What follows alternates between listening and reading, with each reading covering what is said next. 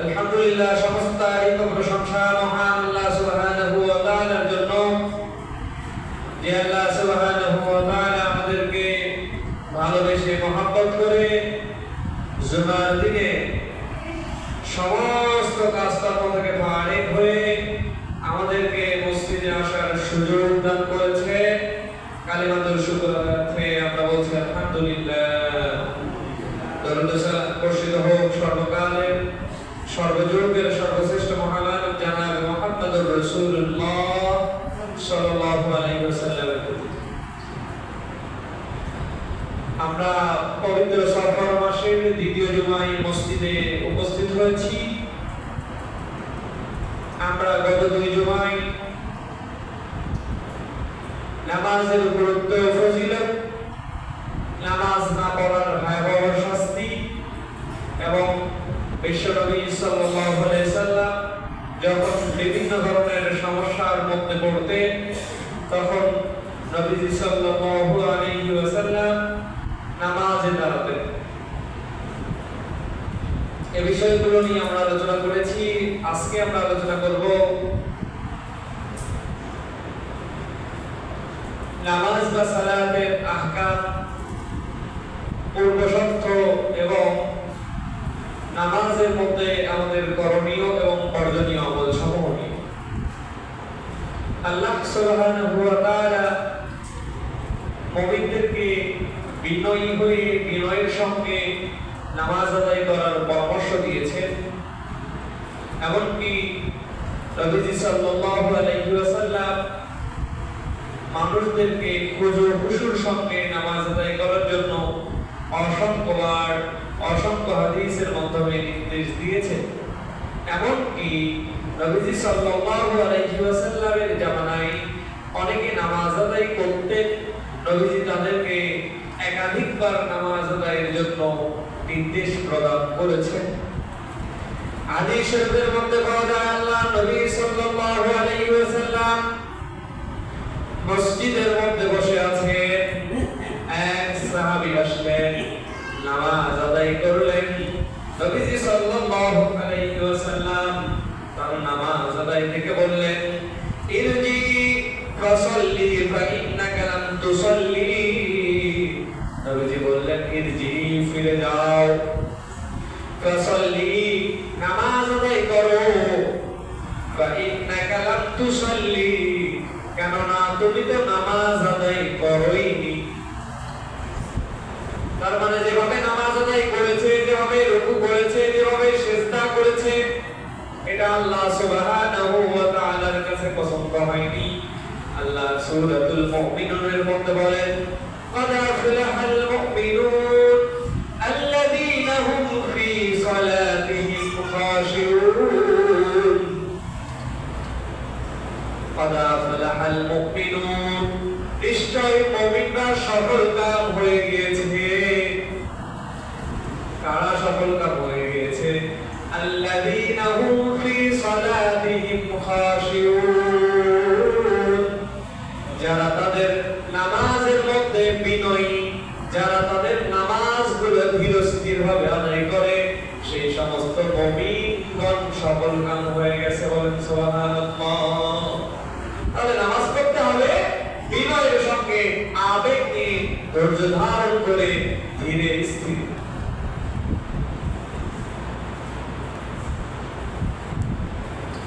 হাদিস শরীফের মধ্যে লেখেন আল্লাহ নবী সাল্লাল্লাহু আলাইহি ওয়াসাল্লাম বলেন, মানুষের জন্য কর্তব্য হলো, মানুষের জন্য উচিত হলো আযানের সঙ্গে সঙ্গে ওযু করে মসজিদের দিকে অগ্রসর হওয়া। যদি কোনো ব্যক্তি কোনো কারণে কোনো ক্রমে ওযু করে মসজিদে আসতে আসতে দেরি হয়ে যায়, এসে দেখে জামাত পরিপূর্ণভাবে শেষ হয়ে গিয়েছে, এরপরেও যদি সে মসজিদে এসে একা একা নামাজ পড়ে, ওই ব্যক্তির জন্য জামাতে নামাজ পড়লে যে সওয়াব হয়, আল্লাহ রাব্বুল আলামিন ওই ব্যক্তির আমলনামায় পরিমাণ সওয়াব দান করে দিবেন। বলেন সুবহানাল্লাহ।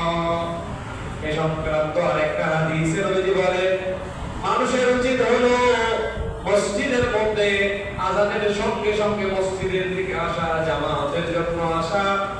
তবে আসতে গিয়ে মুসল্লিরা যদি দেখে জামাতের সময় হয়ে গিয়েছে, জামাত দাঁড়িয়ে গিয়েছে, রুকুতে যাবে ইমাম সাহেব, এমন অবস্থায় তারা ঘুরে ঘুরে যেন জামাতের মধ্যে শামিল না হয়। নবীজি বলেছেন এমন অবস্থায় স্বাভাবিকভাবে মানুষ মসজিদের মধ্যে আসবে, দ্রুততার সঙ্গে জামাতে শামিল না হয়ে ধীরস্থিরভাবে স্বাভাবিকভাবে সে জামাতে শামিল হবে। ইমামের সঙ্গে যতটুকু পারবে ততটুকু করবে। আর যখন ইমাম সালাম ফিরাবে বাকি অংশটুকু যেটুকু বাদ পড়েছে ওই অংশটুকু মুসল্লিরা নামাজ পড়বে, কিন্তু ধীরস্থিরতার সহিত দৌড়াদৌড়ি করে জামাতে শামিল হবে না। কেননা নবীজি বলেন যখন এক ব্যক্তি নামাজের নিয়ত করে ওযু করে মসজিদের দিকে রওনা হয়, তখন থেকেই আল্লাহ সুবহানাহু ওয়া তাআলা ওই ব্যক্তির আমলনামায় নামাজের সওয়াব লিখতে থাকে। বলেন সুবহানাল্লাহ। আমাদের মধ্যে দেখা যায় এই বড় আমলটা যে আমরা দেখি যে ইমাম সাহেব হয়তো রুকুতে যাবে অথবা সূরা পড়ছে ইমাম সাহেব, আর দুই এক আয়াত আছে একটা সূরার অংশে, তাড়াহুড়ো করে মসজিদের মধ্যে এসে আমরা দাঁড়িয়ে যাই। এরকম তাড়াহুড়ো করতে নবী সাল্লাল্লাহু আলাইহি সাল্লাম নিষেধ করেছেন। বলেছেন যখন থেকে মানুষ নামাজের নিয়ত করে ওযু করে তখন থেকেই তার নামাজের সওয়াব আল্লাহ লিখে দেন। বলেন সুবহানাল্লাহ। এই যে আমরা এখন বসে আছি, আলোচনা শুনছি, খুতবা শুনবো, ফরজ নামাজের আগ পর্যন্ত যে যত আগে থেকে আসছে নামাজ পড়লে যা সওয়াব হতো এই সওয়াব আমাদের আমলনামায় আল্লাহ লিখে দিবেন। সুবহানাল্লাহ। হাদিস শরীফের মধ্যে আছে নবী সাল্লাল্লাহু আলাইহি সাল্লাম বলেন কিয়ামতের দিনে আল্লাহ রাব্বুল আলামিনের বান্দাগণ পাঁচটি প্রশ্নের জবাব না দিয়ে এক পা সামনেও যেতে পারবে না, এক পা পিছনেও যেতে পারবে না। তার মধ্যে একটা প্রশ্ন আল্লাহ রাব্বুল আলামিন করবেন, তোমার সময়গুলো কোন কাজে তুমি ব্যয় করেছো, তোমার সময় তুমি কিভাবে অতিবাহিত করেছো। সারা জীবনের যদি 100 বছর বেঁচে থাকেন, প্রথম 10 বছর বাদ বাকি 90 বছরের হিসাব আল্লাহ রাব্বুল আলামিনের কাছে আপনাকে দিতে হবে, আমাকে দিতে হবে।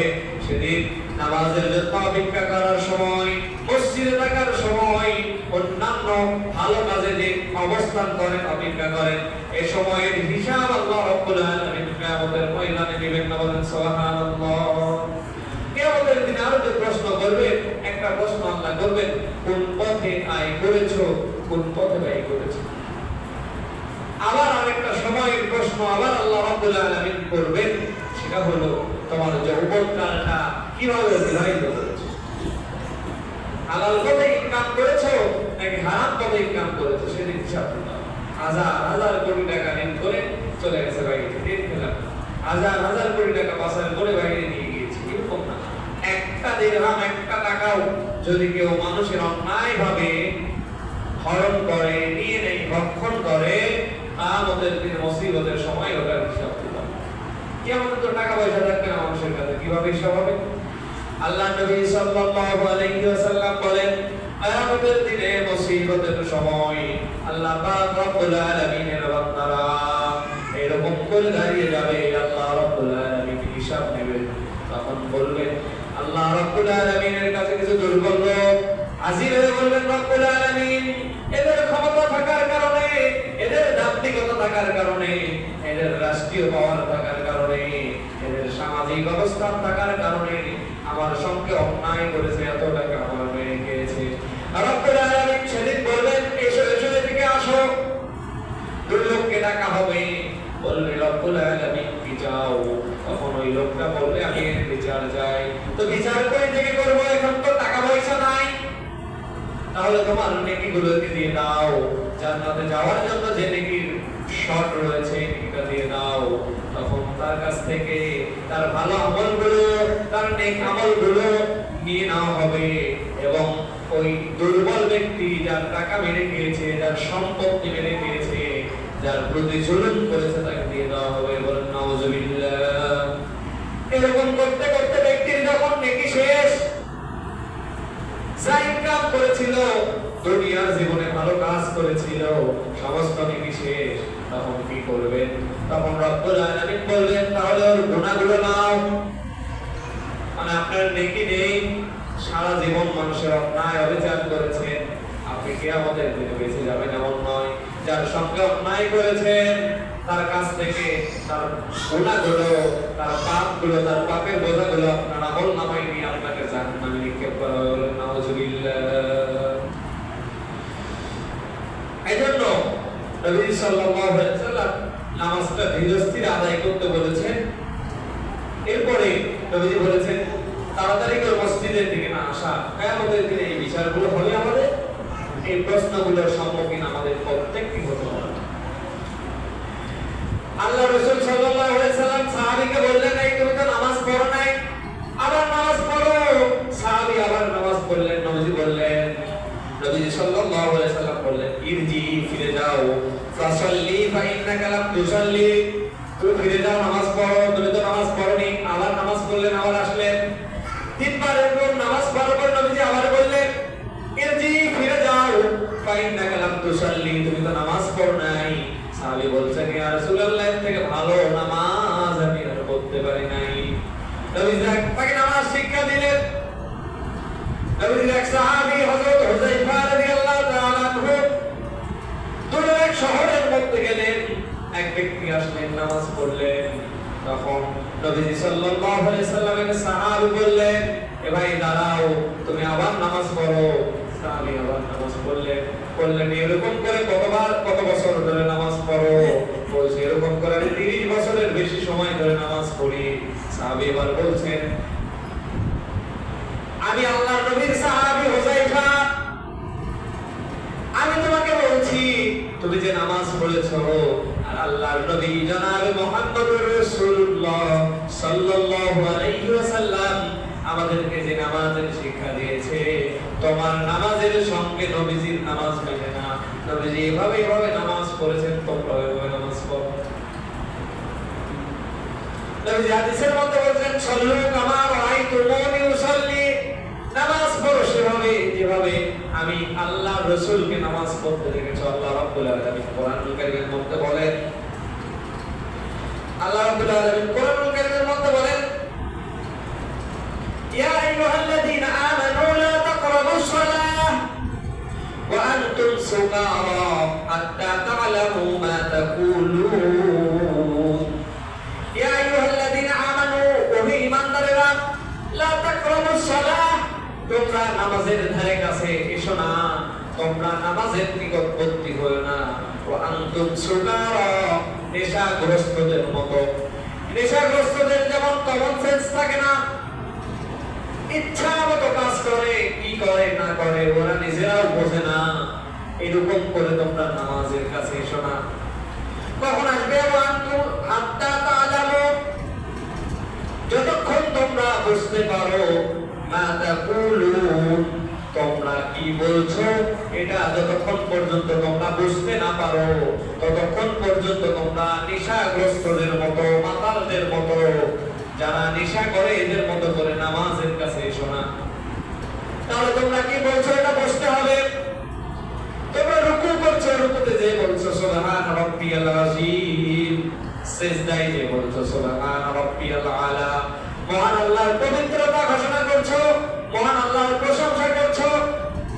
সূরা ফাতিহা পড়ছো, সূরা ফাতিহার মধ্যে যে বলছো আলহামদুলিল্লাহি রাব্বিল আলামিন, সমস্ত প্রশংসা আল্লাহর জন্য, যিনি জগৎ সমূহের প্রতিপালক, আর রহমানির রহিম, যিনি পরম করুণাময় অসীম দয়ালু, মালিক ইয়াউমিদ্দিন, যিনি বিচার দিবসের, কিয়ামতের দিনের সর্বশেষ বিচার দিবসের যিনি মালিক, একমাত্র মালিক।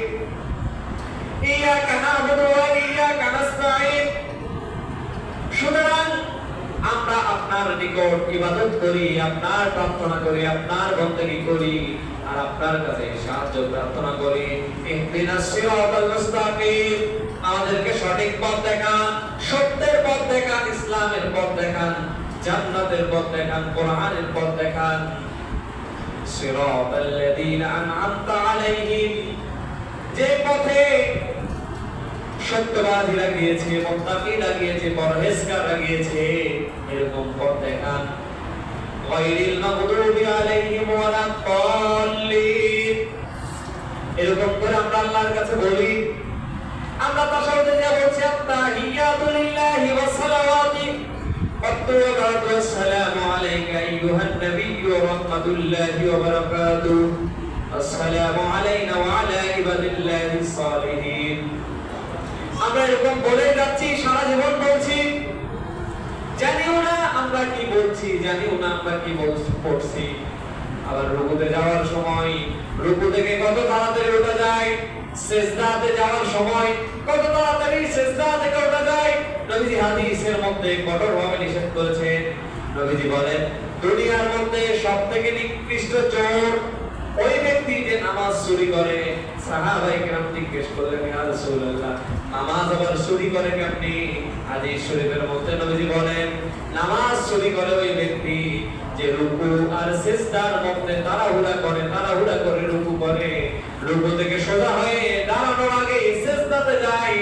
সিজদার মাঝে সোজা হয়ে বসার আগে সিজদাতে যায় আমাদের দেশে খতম তারাবি যেমন করে হয় কি বলেন নবীজি নিষেধ করেছেন সূরাতুল মাউনের মধ্যে আল্লাহ বলেন ফাওয়াইলুল লিল মুসাল্লিন আল্লাযীনা হুম আন সালাতিহিম সাহুন আল্লাযীনা হুম ইরাউনা ওয়া ইয়ামনাউনাল মাউন এই সমস্ত নামাজীদের মুখে কিয়ামতের দিনে নামাজ নিক্ষেপ করা হবে নামাজ চুরি হবে তাহলে নামাজটা আমাদের ধীরে স্থিরে আদায় করতে হবে ধীরে স্থিরে খুশুর সহিত যদি আমরা নামাজ আদায় না করি তাহলে আমাদের নামাজ হবে না বিশেষ করে রুকু থেকে সোজা হয়ে দাঁড়াতে হবে এরপরে সিজদায় যেতে হবে এক সিজদা থেকে আরেক সিজদার মাঝখানে অপেক্ষা করতে হবে সিজদার উপর সিজদা দেওয়া এটা হাদিসের মধ্যে নবীজি নিষেধ করে দিয়েছেন নবীজি আল্লাহ রাব্বুল আলামিন মুনাফিকদের নামাজ কেমন হয় মুমিন আর মুনাফিকদের নামাজ কেমন হয় আল্লাহ মুনাফিকদের নামাজ সম্পর্কে কোরআনুল কারীমের মধ্যে বলেছেন আল্লাহ বলেছেন ওয়া ইযা কামু ইলাস সালাতি কামু কুসালা ইউরাউনা আন-নাস ওয়া লা ইয়াযকুরুনা আল্লাহ ইল্লা ক্বালিলা আল্লাহ বলেন ওয়া ইযা কামু ইলা সালাত আর যখন মুনাফিকরা নামাজের সময় দাঁড়ায় নামাজের মধ্যে অবস্থান করে কুসালা তারা অলসতার সাথে দাঁড়ায় অর্থাৎ গুরুত্ব দিয়ে নামাজ আদায় না করে দাই পারি দাই সারার মতো অলসতার সঙ্গে নামাজ আদায় করে ইউরাউনা আন-নাস ওয়া লা ইয়াযকুরুল্লাহ ইল্লা ক্বালিলা আর মূলত তারা কি করে তারা দেখায় নাচ মানুষদেরকে দেখায় জুমার দিন শুক্রবারের দিন ঈদের দিন মসজিদে যদি না যায় তাহলে কেমন দেখায় আবার মাঝে মাঝে দেখবেন কিছু মুসল্লি মসজিদের মধ্যে হঠাৎ করে আবির্ভাব সাথে দেখবেন তার ছেলের শ্বশুর অথবা মেয়ের শ্বশুর কি বলেন আছে না নাই এখন ছেলের শ্বশুর বাড়িতে আসছে মেয়ের শ্বশুর বাড়িতে আসছে নামাজের সময় আসছে হয়ে গিয়েছে বিয়াই নামাজ পড়ে আমি যদি এখন মসজিদের মধ্যে না যাই তাহলে বিয়াই কি মনে করবে আল্লাহ রাব্বুল আলামিন বলেন মুনাফিকদের চরিত্র এরকম তারা মানুষকে দেখানোর জন্য নামাজ পড়ে আর অলসতার সঙ্গে নামাজ আদায় করে মূলত ওয়ালা ইয়াজকুরুল্লাহ ইল্লা ক্বালিলা মূলত এরা খুব কমই আল্লাহর জিকির করে আল্লাহকে স্মরণ করে মানুষকে দেখানো ছাড়া মূলত আল্লাহর ইবাদত বা আল্লাহর জিকির খুব কমই করে বলেন নাউজুবিল্লাহ এরকম নামাজি হতে এরকম নামাজ পড়া থেকে আল্লাহ আমাদেরকে হেফাজত করুন বলেন আমিন আমাদেরকে আল্লাহ রাব্বুল আলামিন মুত্তাকি পরহেজগার মুমিনের যে নামাজ আল্লাহ বলে দিয়েছেন মুমিনরা ধীরস্থিরভাবে সুস্থভাবে সুন্দরভাবে স্বাভাবিকভাবে আল্লাহ রাব্বুল আলামিনের রাজি খুশি আর সন্তুষ্টির জন্য নামাজ আদায় করে আমাদের নামাজগুলো যেন আল্লাহ রাব্বুল আলামিন আমাদেরকে মুমিন মুত্তাকি পরহেজগারদের নামাজের সঙ্গে কবুল করে নেন বলেন আল্লাহুম্মা আমিন।